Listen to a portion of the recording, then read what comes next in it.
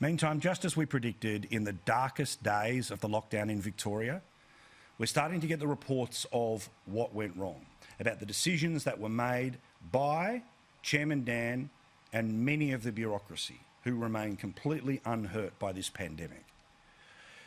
Now, at a certain point just before the second wave kicked in Victoria, and remember what the problem was hotel quarantine, 800 people died, all as a result of the failures of hotel quarantine. People who lived in what people would call public housing now, or housing commission places that we used to call them, were locked up. They were locked up with virtually no notice and no infrastructure was put in place. I know from charity workers and lots of others who were there on the ground, it was absolute chaos when those people were locked in their homes. Well, the Victorian Ombudsman, and surprise, surprise, it is yet again the Victorian Ombudsman who was the only person in the public service in Victoria willing to tell us the truth and not gild the lily, which is why her funding has effectively been cut by the Andrews government, has said that there were human rights violations in the way that lockdown took place. Here's the latest from our newsroom.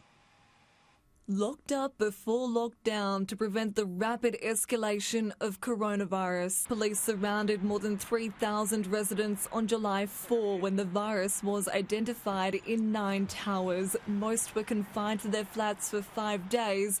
Others weren't allowed to leave for 2 weeks. The state government argues it acted swiftly to ensure the cluster didn't become an outbreak, but Victoria's Ombudsman believes the immediacy of the response may have violated human rights laws. That accusation's been emphatically rejected by the Health Minister, who claims no laws had been broken and the required supports were in place.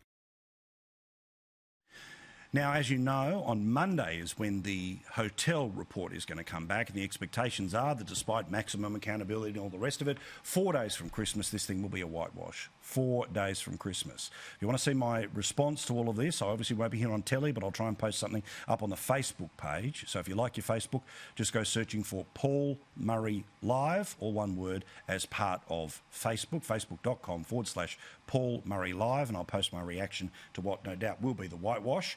And keep an eye on Peter Credlin's Facebook page as well for similar reaction.